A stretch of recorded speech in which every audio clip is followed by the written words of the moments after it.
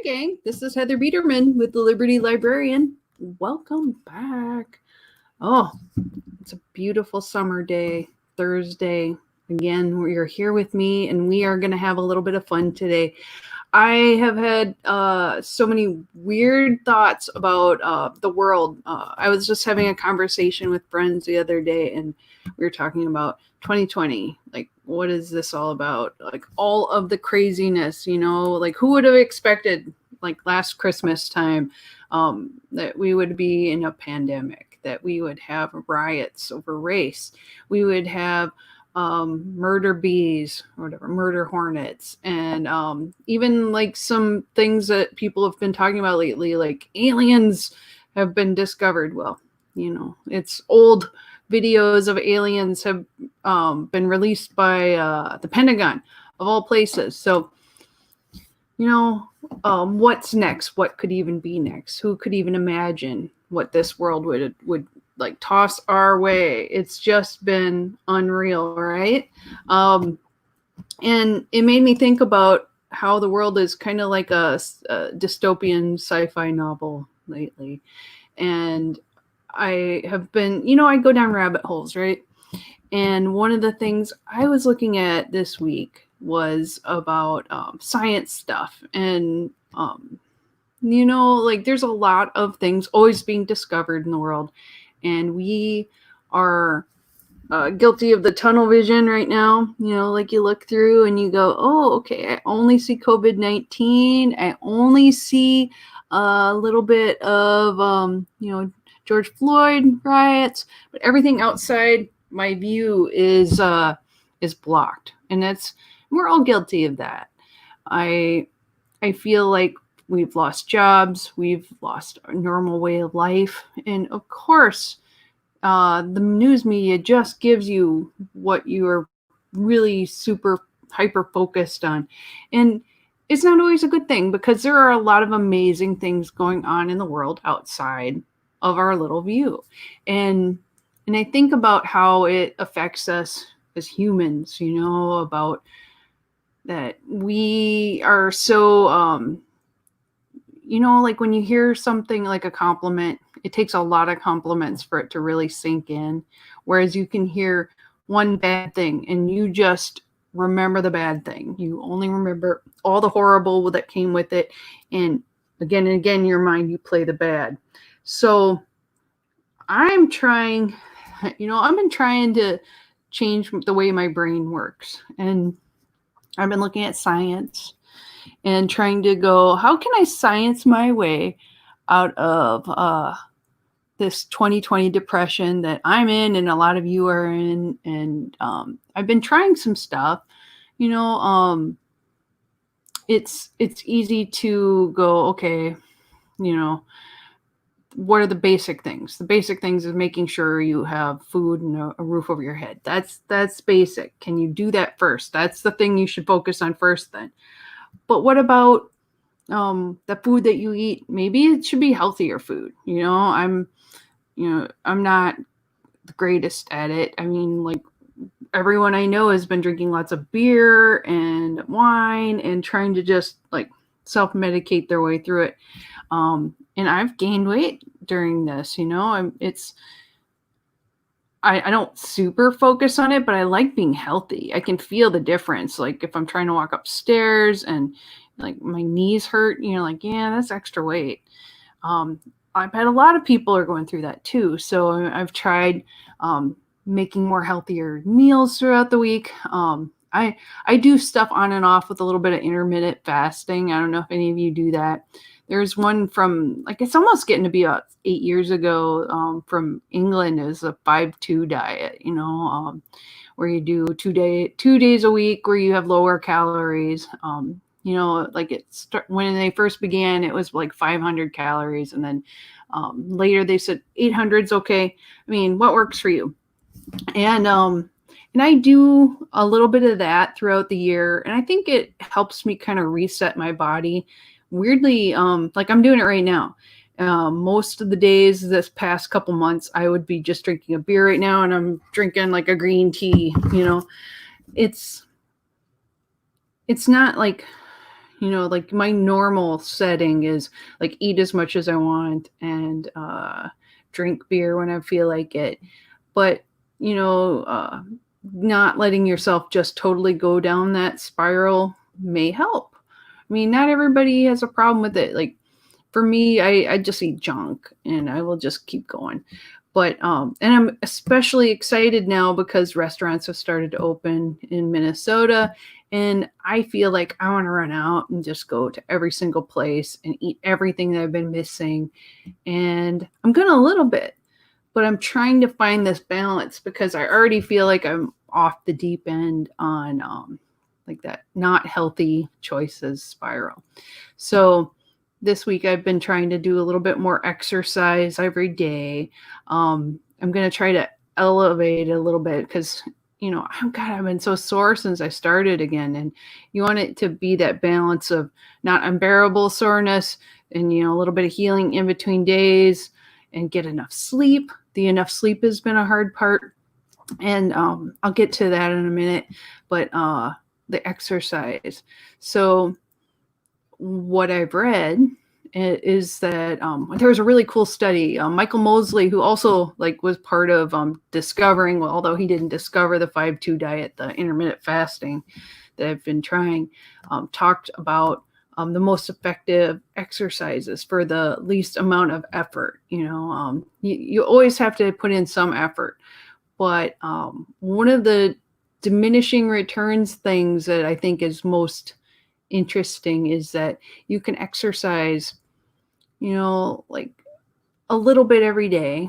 And that could be a little bit, like they call it HIIT, high intensity interval training. And usually it's a combination of like going like a little bit of cardio and then you go fast, fast, as hard as you can for a little bit, and then go back down to low, and then fast. And supposedly that gets your heart pumping just strong enough so that way it builds muscle in your, builds muscle in your body, it builds resistance, and you can get healthier faster. So I try to do like 5 days a week. I could do more, but 5 days a week is a good number because I think like Monday through Friday be healthy, and then the weekend you can be a little lazy. And then on the weekend maybe do stuff like swim or go for walks. Do that, and every day you should walk. Walking, they say, is the number one best way. So do a little walking, be a little healthier, right? You're getting where I'm going with this. But then here comes the science part. I've been trying to do some guided meditations at night. I've done a little bit EFT with like the tapping exercises, and that kind of just sets your brain. Now you can go on YouTube. There's like hundreds of them. There's one weight loss one that I thought was interesting, and it's not really weight loss. It's more like body confidence and not being hard on yourself with healthy eating. So I totally recommend that. It's made my attitude much more positive. And there was a great video. I'm going to share it on Liberty Librarian and the Freedom Revolution Network pages in the comments. There is a great video I just watched the other day about sort of about monetizing and doing things for yourself that will make it so you're more successful and happy. But it was really a cool kind of hypnosis thing too, because it was going back into your childhood and like figuring out those moments that made it so you had issues with money and that you had issues with being successful and issues with your love life and happiness. So I really think that if it's a part of your regular healthy routine to add something for your brain too. Now, some people I'm not into meditation. I think it's done me a lot of good. It's really helped my sleep at night. There's still days where I'm just like, I'm awake, I'm thinking hard about everything. But I wonder about what you guys are all going through. And I really think it's been one of the best things. Like in this week, I had our water main out in our street went broke, and the whole street got flooded, and we had no water in our house. During a show last night with my friend Kara, we were on and the power went out. And a lot of people have little setbacks and things that just come out of the blue. And this whole year is like a bunch of setbacks and things out of the blue. And it can ruin your day. It can ruin your mindset. But I feel like because I've done some of these things with meditation and being healthier and taking care of my brain, I was like, okay, this what happened. This is what you do. This happened. This is what you do. And it's been okay, and I've like they were working on the street doing jackhammers to get in, the cement out of the road so they could get at the pipe. And I bought like these headphones. Oh, I have them right here. They're really cool. You can put them on your head at night. I'm not going to put them on now because they kind of smush your hair. But this one is a cord. Some of them are wireless, but it's like a headband, right? And it's got these little soft, flexible little headphone things. They're like earbuds, but they don't go in your ear. They just lay over the top. And I've been using this, and you can also wear it as sort of like an eye mask too over your eyes. It's not super big. The one I got was like a travel one. So you got a little bag for it. You can put it in like your travel stuff. And if you have a plug on your phone, you can plug it into your phone. I mean, if you don't have a plug in your phone, you can get the wireless ones too, and they just recharge. I like these because there's no thought that goes into it. You just plug it in. And I put this on and I can do like the guided meditations on YouTube. I have a couple I really like. I had one hypnosis one I tried.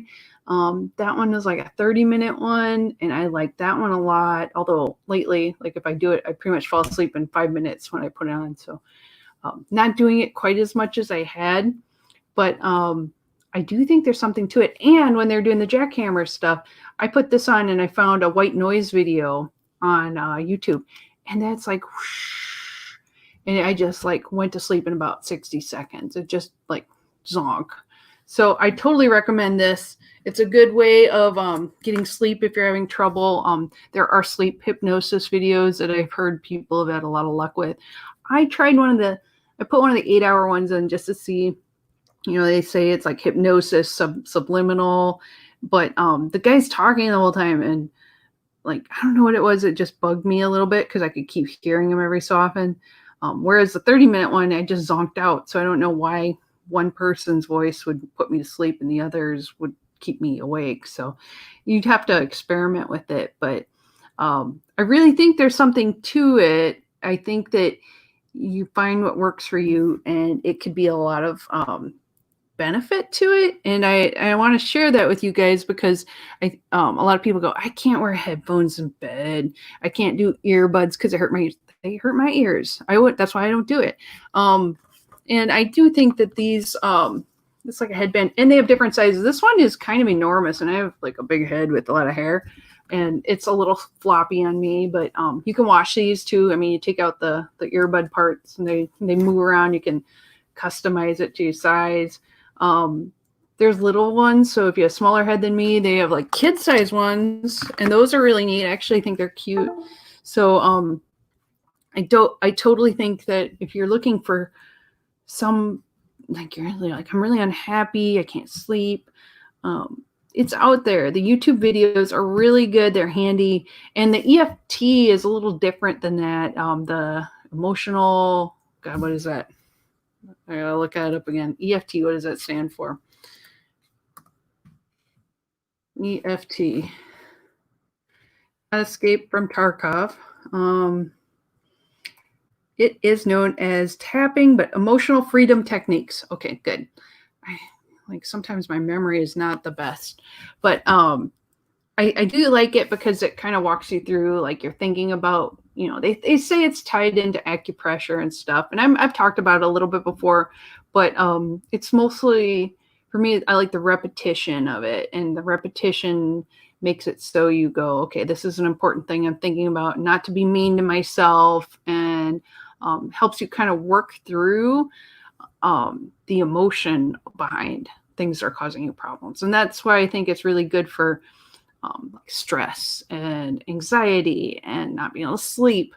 Every once in a while I get weird things where, like, my eyes like are super sensitive, and then I like overreact and get a little blinky. So that helps with it. And now I'm thinking about it, so I'll probably do it more. But So there's something for everything. If you have like any kind of conditions that like are bothering you, especially anything with emotions that are tied to it, it's very helpful. And there's EFT for trying to help you like work around your issues with exercise.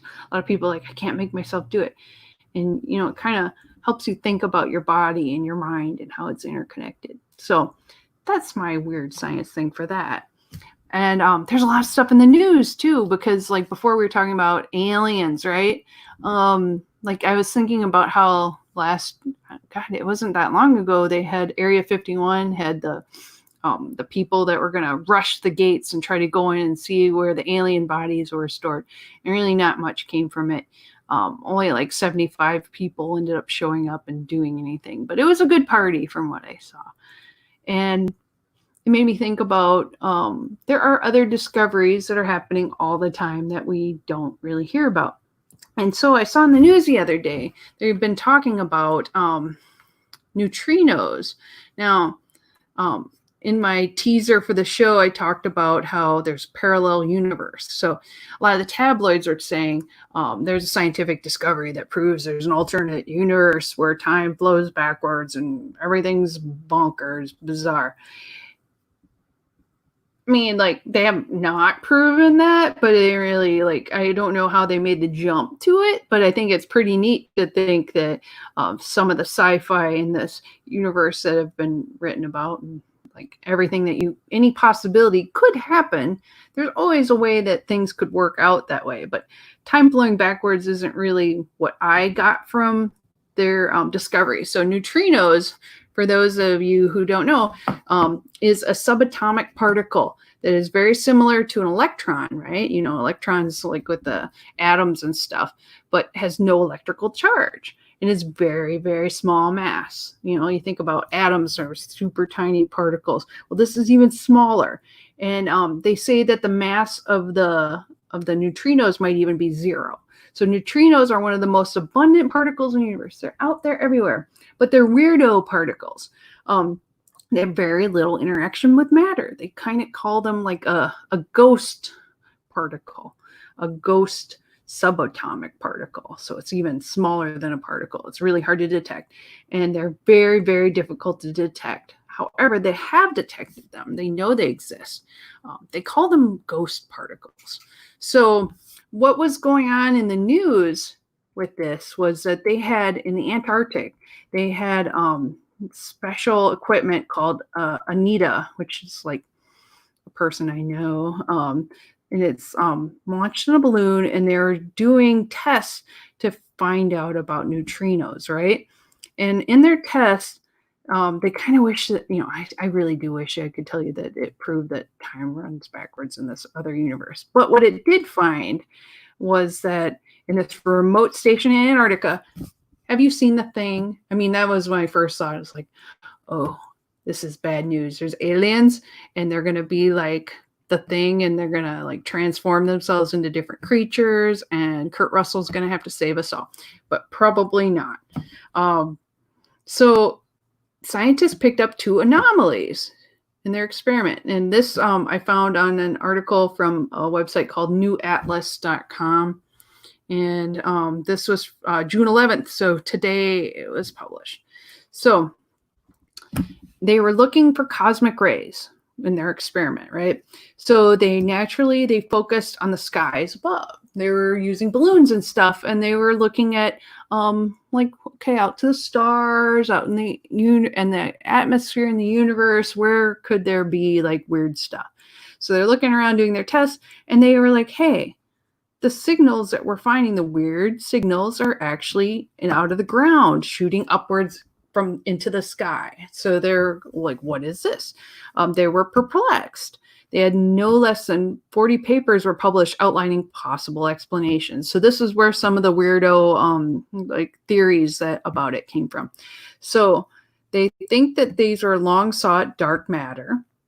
Dark matter is a cool thing. We could talk about that. But they also suggested they're called sterile neutrinos, another elusive hypothetical particle that we're to blame. But there's some pretty out there ideas that also like talk about like the anomalies that are evidence of a universe that's a mirror image of our own. So, made of antimatter. So, is there another universe? I am open to the idea that there could be other dimensions. There could be something on the other side of our dimension. I mean, like everyone thinks of 3D that we're like a ball, right? But maybe there's a fourth dimension, and like it connects somehow. And it might not be like in a physical way that we understand, but maybe it's the opposite way. Maybe it's upside down. Why not? Why not, right? So they are far out ideas. I mean, like everybody has different ideas of what this could mean. I think that's kind of the cool part of science, like what could it mean?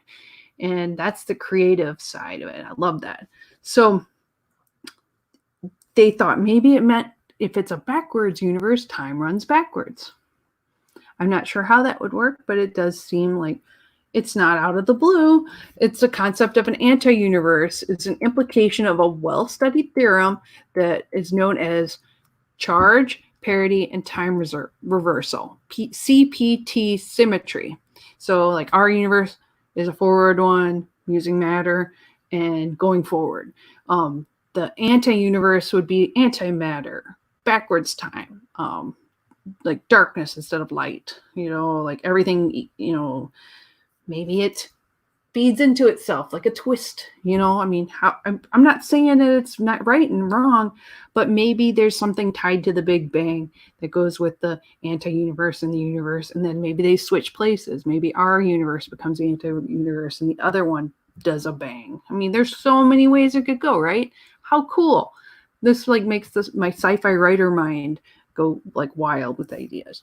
So this is an exciting theory that much of the tabloid media latched onto because they don't understand the science. I don't understand most of the science. So like I love making the idea like a story could happen. How valid is it? Not probably, but there's other explanations that could be. So now a new study has proposed a much more grounded and realistic idea, which is probably more likely. And they show, I'm going to just flip over to it. It shows pictures of the, share the screen.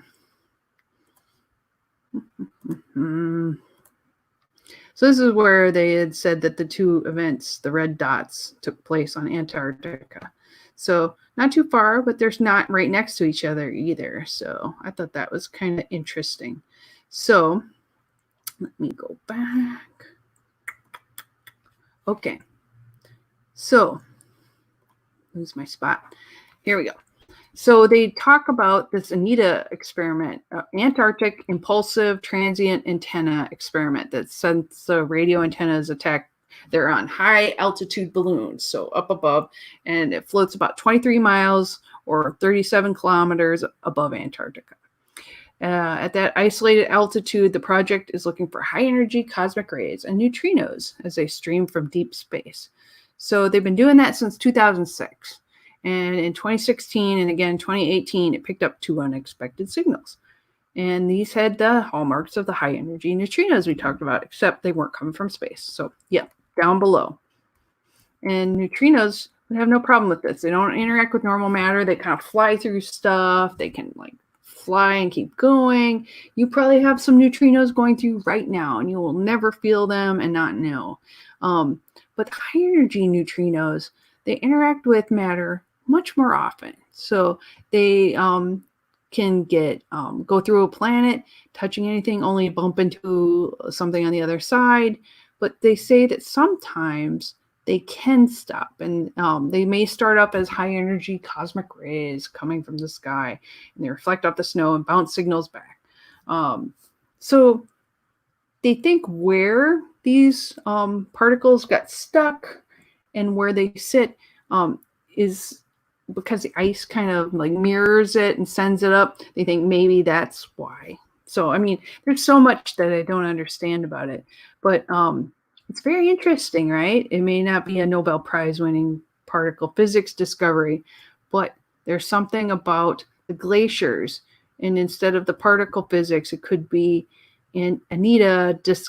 did I call it oh, yeah, I might have called it the wrong word.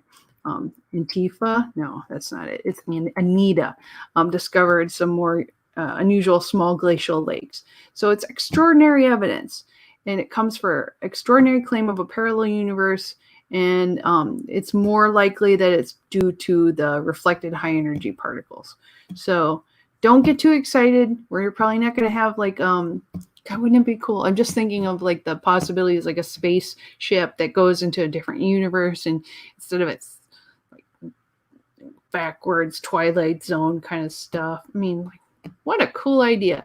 Somebody is probably already writing a movie about that. So, just to let you know. So, what's kind of neat is that I mean, it was picked up in like Science Alert. CNN had some really cool stuff on it. And there's a feature in New Scientist that's like a paywall one, but April 8th, they said there's that results that are coming in, and there's a speculative cosmological model that says that there's antimatter universe ending backwards from the Big Bang. I mean, there's so many possibilities of what it could mean, but to test it, that's the hard part. And it's super weird. These are ghostly fundamental particles. So you don't know exactly what they mean and what they do. So, I mean, everything's up in the air. And it's kind of neat. But why would the ice make a difference? And then it made me go right to the thing again. And I go, it's because of that's where aliens go. Aliens go to Antarctica to like do weird stuff to our planet. That's probably their home base. And it's probably just an energy marker or something so they know where to land and hide out because hardly any humans are there and they can go in and out, right? That's where my crazy stuff goes. But yes, it's I just thought that was really neat. And the symmetry thing, like I like the idea because the universe likes order, right? So you got cells and they mirror other things. Other cells fit together because they mirror, and if there's extra that doesn't fit and it isn't mirroring right, it drops them. Like, how crazy. It's just so cool. So there are neutrinos everywhere, and I just thought, I wanted to share a little bit about that. And I found a little video, let's see, on CNN about it.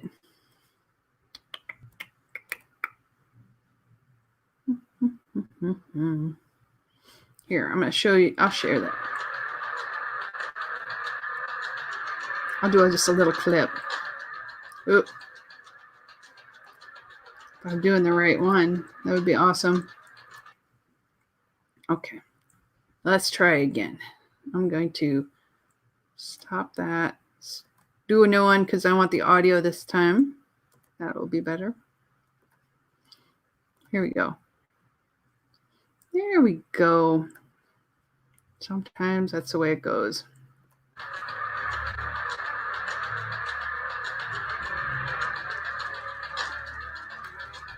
I like how sci-fi this looks.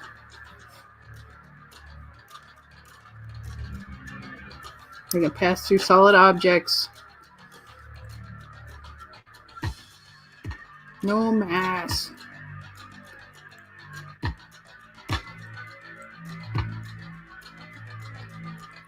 They trace a neutrino to a galaxy with a rapidly spinning black hole at its center. So that's why they think it's tied to black holes. Also, I think this would make a trippy, like, Led Zeppelin type laser show. Known as a blazar, it sent the neutrino streaming towards Earth. The subatomic particle traveled 3.7 billion light years to Earth, and it's like hitting us all the time. Pow, pow, pow, pow, pow. Right? And then it was found by sensors deep in the Antarctic ice, which makes me think of the thing. Scientists say the discovery heralds a new era of space research. How cool is that, right? So, we might be able to track the origin of cosmic rays for the first time. Real new stuff. It's kind of freaking cool. Dun, dun, dun. There we go. So, that is the whole neutrino thing that I wanted to share with you. I think it's kind of cool. It's a fine, kind of fun, mind-bending stuff. And I've been in that mood for something different to think about besides all of the like crappy crap that's going on. The other thing that I found out about, because I'm like, I like alien stuff. I like science. I like learning about new things. Have you heard about the giant it's basically Oumuamua is what it's called, and it is like a bizarre thing. You know what an iceberg is, right? There is something called Oumuamua, and there's a really cool TED talk that's like about 13 minutes, so I'm not going to show you here, but where the scientist lady talks about how they discovered it, and they first named it, I think, Ramos or something like that, from a sci-fi novel in 1973, where the name of the ship, because Oumuamua it's a giant, basically huge asteroid. And they think it's a comet, asteroid. It's enormous. It's a long cylindrical object flying through space, and there's hardly anything like it in the universe. We don't get that many things that come through our area. Like you think of Halley's Comet, and it comes through pretty regularly, and we get excited about it every time because there's hardly anything like that that's regular that's coming through. This one is a very odd shaped thing too. Usually you think of like comets and the like asteroids, they're kind of rounded and flying through space, maybe a little edges to it. But this is kind of cool because it's flying, it comes right out, and it looks like a spaceship. It seriously is weird. And I'm going to show you a little bit of video. It shows like an artist's rendering of it. And I think what she had said was, and this is a year ago, it was like within 13 million miles of the Earth, which sounds like it's not even close.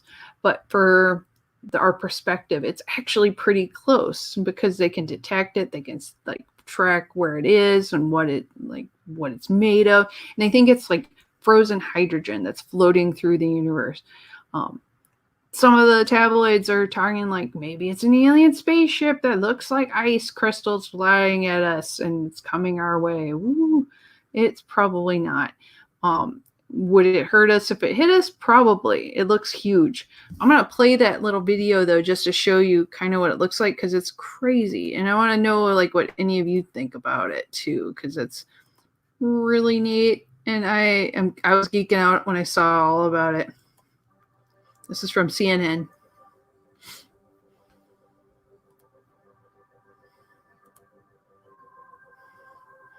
So it's interstellar asteroid in our solar system now. And it's this object is simply a piece of another solar system that was expelled, and it has been traveling through interstellar space for hundreds of millions of years, billions of years. We don't know.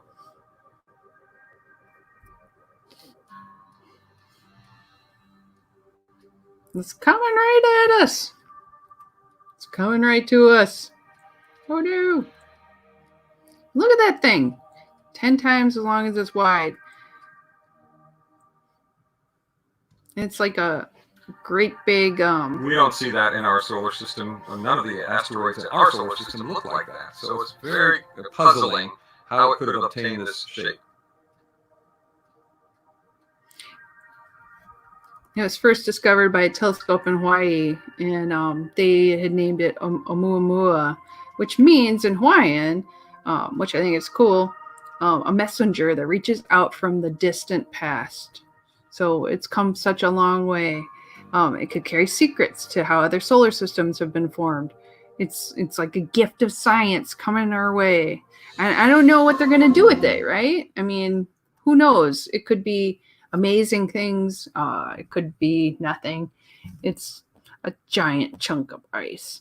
Maybe it's going into a giant cocktail on the other end of the universe that will be stirred. I mean, someone's tossing it. Clink, who knows? But I am excited about the science that it has. The potential for the science is really amazing to me. So, have you heard of that before? Oumuamua. Like, that's a beautiful name too. And I'll share there's a TED talk that goes way more into like how excited the scientists were when they found it, that the naming of it and all of that. I just thought that was super cool. And what happens next? I mean, there's a lot of discussion because it's coming through. Will they have time to like get samples off of it? I think they're going to try.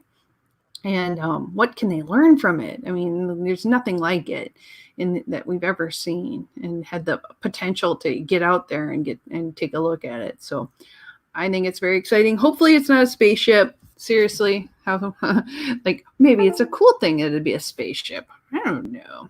I'm just thinking. Hopefully, not bad stuff, because we really don't need that in 2020. We already have enough bad stuff, but cool stuff, good stuff. I love that. Like, how nice would that be? So that is the end of my weird science stuff. I want to talk a little bit about intellectual freedom because I've been a little lax on that lately. Let me close that out so I don't like confuse myself more. And as always, if you need to get your fill of intellectual freedom news, go to the Office of Intellectual Freedom at American Library Association. They have great articles that are very helpful. One I was looking at was on BuzzFeed News. There is an article about the 2020 protests that says the DEA has been given permission to investigate people protesting George Floyd's death. This is a privacy issue. Justice Department gave the agency the temporary power to enforce any federal crime committed as a result of the protests over the death of George Floyd. So people were involved in protesting, those especially like who may have like been involved in some of the fires or damaging property. They're going to be using a lot of investigative tools such as cell phones, cameras from the area. They're going to use it, and they're going to do covert surveillance. So as we all know, we've been talking about this for a while. They're already like following your cell phones. So if you are going to go out and protest, maybe not having like your cell phone turned on might be helpful. But just that's not my advice right there. But you know, they're always looking, and they were doing it anyway because of COVID-19, because they wanted to track where people were, if they were in places they shouldn't have been, so that way they could see if that's how the disease spread. They are tracking you. Don't even question that they are. So police agencies in certain areas of the country have struggled to maintain and or restore order. So the memo requests the extraordinary powers on a temporary basis. And on Sunday afternoon, a senior Justice Department official signed off on it. So they want to they want to use it to target groups that they think are like anarchy type groups. They say like anarchy groups, far left extremists like Antifa, which like funny that I said Anita earlier and I accidentally switched to Antifa because it's on my brain. And he said that the FBI, DEA, U.S. Marshals, and the Bureau of Alcohol, Tobacco, and Firearms and Explosives, they added explosives on that, I didn't know, would be deployed to support local efforts to enforce federal law.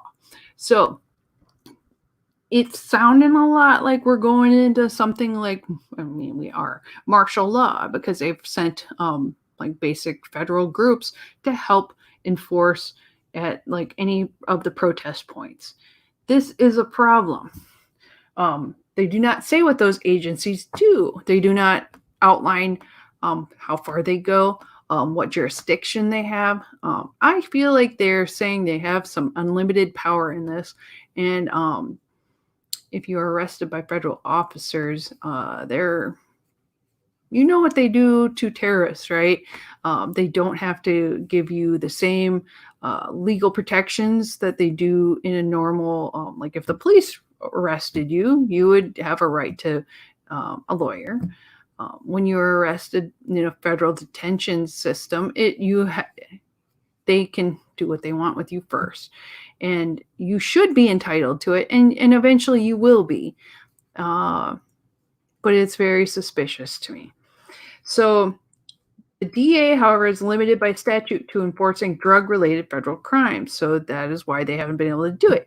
However, on Sunday, they had a close, Timothy Shea, a former U.S. attorney and a close confidant of Barr's, who was named acting administrator of the DA last month, received approval from the Associate Deputy Attorney General Bradley Weinsheimer to go beyond the agency's mandate to perform other law enforcement duties that Barr may deem appropriate. Why is the DA doing this? DEA should not be doing this. Citing the protests, Shea laid out an argument for why the agency should be granted extraordinary latitude. So this should make all of your alarm bells ring. This is their quote, in order for DA to assist to the maximum extent possible in the federal law enforcement response to protests which devolve into violations of federal law, DA requests that it be designated to enforce any federal crime committed as a result of protests over the death of George Floyd, Shea wrote in a memo. DA requests this authority on a nationwide basis for a period of 14 days. So they want basically martial law for 14 days. So they got it.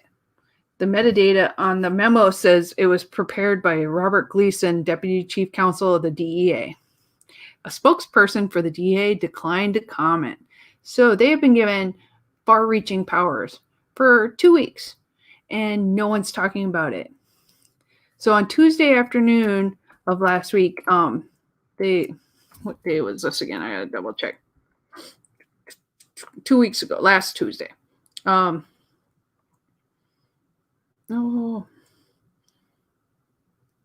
lost my spot. There it is. Keith Kruskal, associate special agent in charge of the DA's New York division, sent urgent emails seeking 25 volunteers to assist with security to the Capitol in Washington, D.C. from Tuesday through Friday.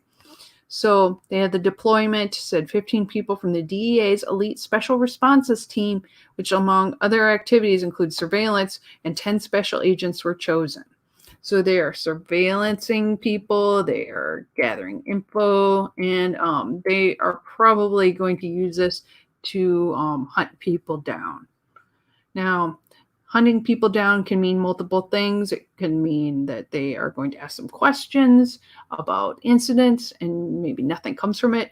2, it could mean like capturing people and imprisoning them. I mean, this is like a very gray area, and you should be scared by this. I mean, I'm scared by this. So drug enforcement agents should not be conducting covert surveillance of protests and First Amendment protected speech, right? Said, and this is a quote from Hugh Handyside, senior attorney for the ACLU.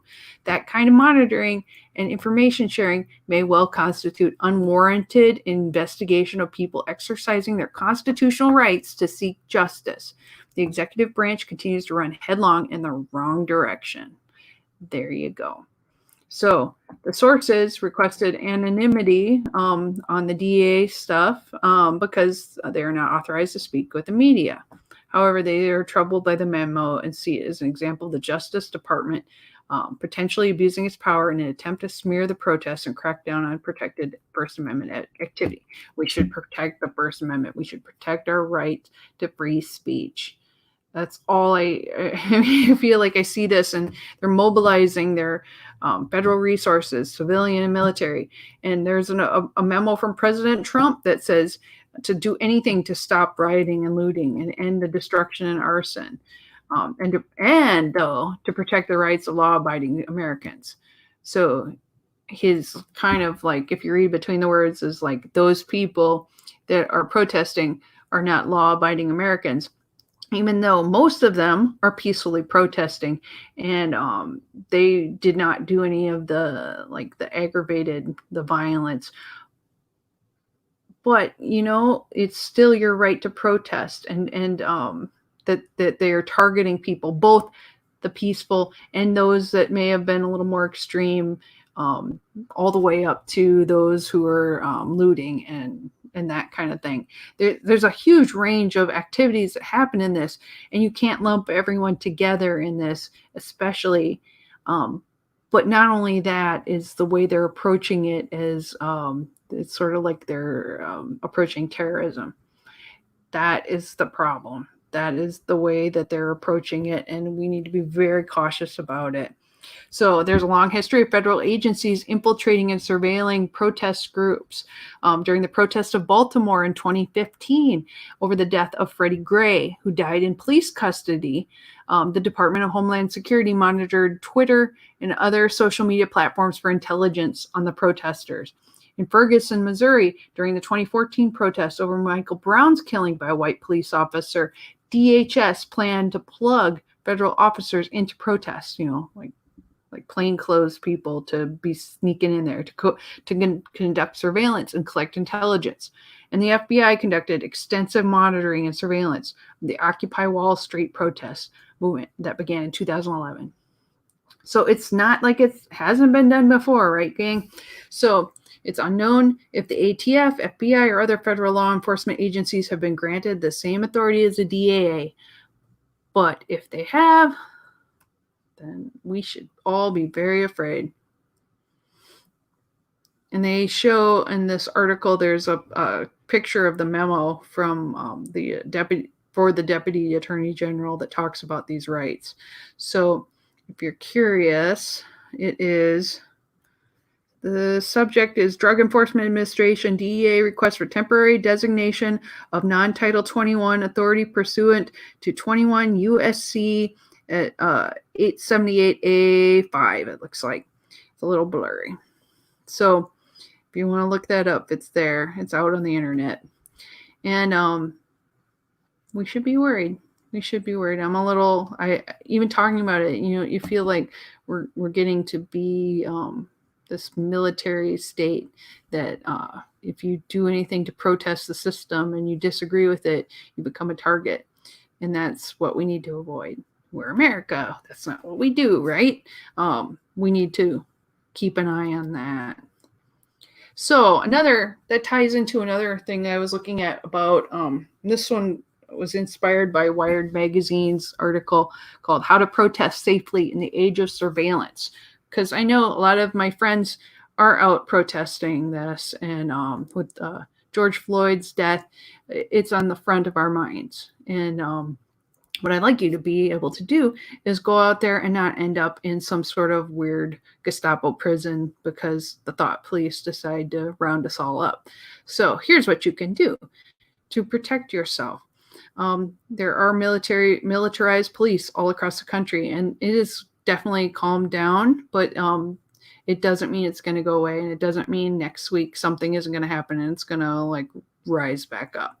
So the surveillance tools that the state and federal law enforcement groups are using at protests for years put at risk right along your physical well-being. So your privacy is definitely being encroached and abused. So there are two main aspects of digital surveillance I want you to be aware of at a protest. One is the data that police could potentially obtain from your phone. We've been talking about this for the last few weeks. If you're detained, arrested, or they confiscate your device. And the other is law enforcement surveillance. So they can include wireless interception of text messages. So you send a message to someone else, like, come out here. They do facial recognition. They take pictures of people in the crowds. We talked about how they had the Predator drones flying over.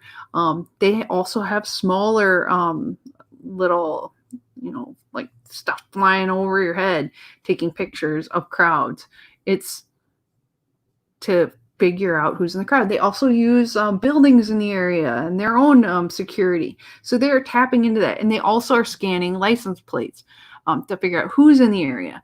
And once they have that information, they are running everything about you in the background. They're looking up to see if you have a police record, who you are, where you're from. Are you from out of state? What can they find out about you? And they're keeping your name on a list. Be aware. So after that, they already demonstrated, police are already demonstrating their willingness to arrest and attack peaceful protesters. We've all seen videos of them going up and pepper spraying people who are sitting on the ground peacefully, not attacking them anyway, but they spray them, they shoot people with rubber bullets, like flash grenades, everything they can.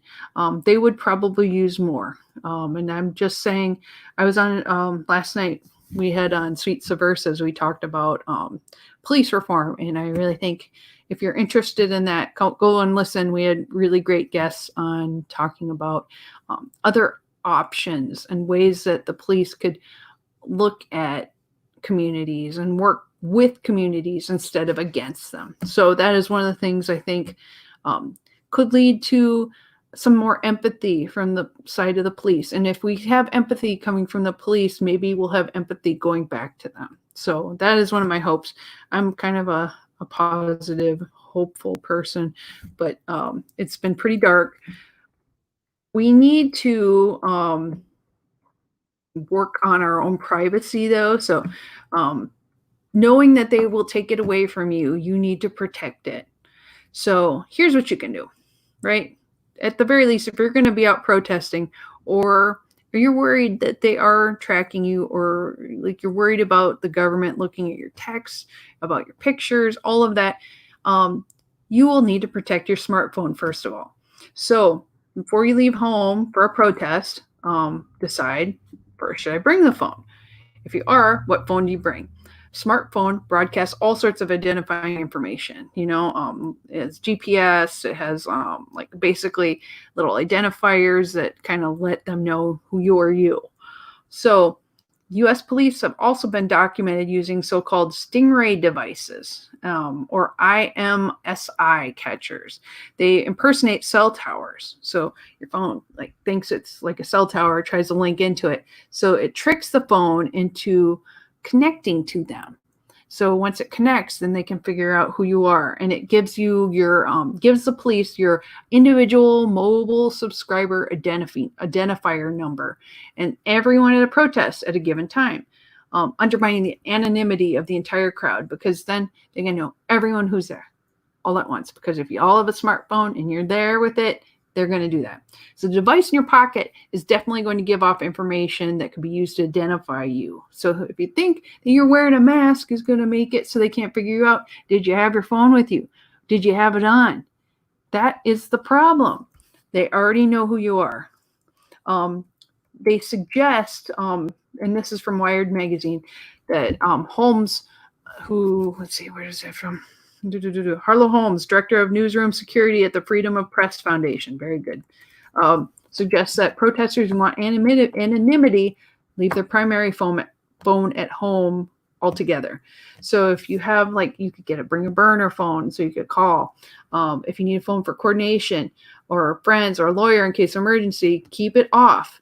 Turn off your phone if you're going to use it as long as possible to reduce the chances it connects you to a rogue tower or a Wi-Fi hotspot being used by law enforcement for surveillance. Sort out logistics with your friends in advance, so you only need to turn your phone on in case something goes wrong. Or to even be more certain that your phone won't be tracked, keep it in a Faraday bag, it blocks out radio communications. Open the bag only if it's necessary. Holmes herself uses and recommends something called the Mission Darkness Faraday bag. So if you're going out and you're doing stuff, maybe get a bag for it. You aren't going to be able to get texts while it's in the bag or anything like that. So people aren't going to be super connected. But if you're going to do something where you're a little worried that they might track you, think about it. If you do need a mobile device, consider only bringing a secondary cell phone that you don't often, like a burner phone. Your main smartphone is the majority of your digital accounts, your banking, who you are, your email, all of that. So law enforcement can use that to figure out who you are. Also, people are really dumb about it because on their smartphones, a lot of people use the thumbprint to unlock. So if you get captured by the police, sometimes they just put your thumb on the phone. Oops, it's open. And then they can get into your stuff. Don't let that happen.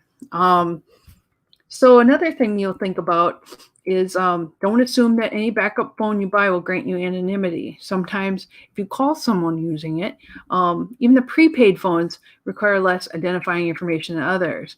So the track phones, Mint mobiles, like you give a prepaid carrier identifying details. After all, your burner phone could be no more anonymous than your primary device. So don't pay for it with your credit card.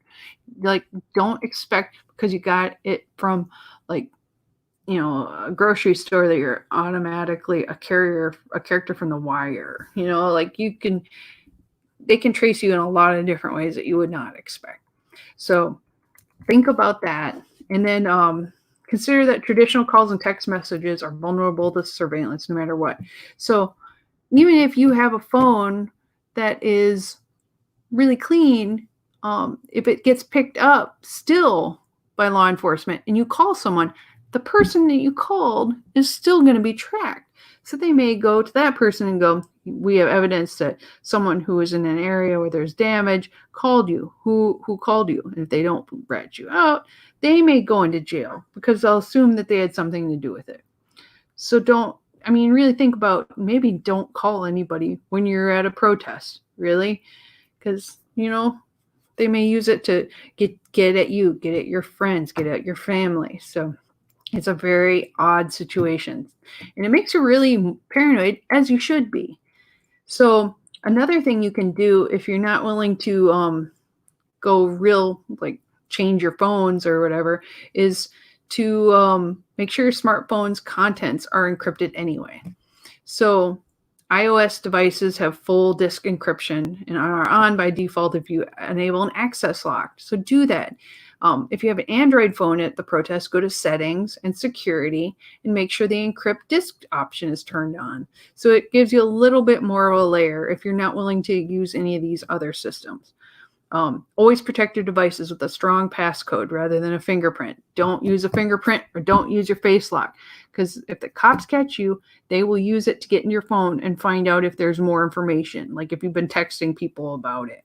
And they will get your friends and they will get everyone that is like associated with you. So do not use the biometric unlocking methods. As easy as they are, do not use them. I do not use them. It's very handy and interesting, but don't use them, because if you are someone who would ever go into a situation where you would be worried that the government would be tracking you for some reason, which honestly is everyone, that is one way that if they capture you, and it might be you didn't do anything, but they're going to go through all your information. Don't give them that right. Don't get it. Just make it so easy on them. And then lastly, your operating system. You can do something. If you like using biometric, you have faster access to your devices. Make sure you hold the wake button and one of the volumes simultaneously. On iPhone, for instance, it'll lock itself. So make sure that and it requires a passcode. So if you do use your biometrics, you may have a backup plan. So if somebody does try to arrest you, you can hold these down so it'll lock it down. Have an easy lockdown system. So make sure you minimize your risks. Make sure that the clothes that you're wearing are, before you head out, colorful clothing, prominent logos, make you more recognizable. Cover up your tattoos. Make it so it's not super easy for them to see you. If you're wearing a face mask, really easy right now. Sunglasses, make it difficult for facial recognition to tag you. And unless you're a journalist, please maybe consider not posting videos at the scene of a protest, no matter how much fun it is. If you're planning to be in the protest, if you're in the riots, don't make it so you're easy to tag and find. And if you do use a device to take photos or videos during a protest, keep in mind how this content can be used to identify and track you. So files you put on social media have timestamps, right?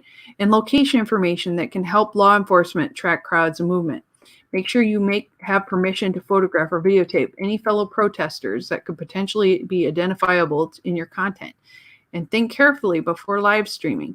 It's important to document what's going on, but also it's difficult to be sure that everyone who could show up in your stream is comfortable being included.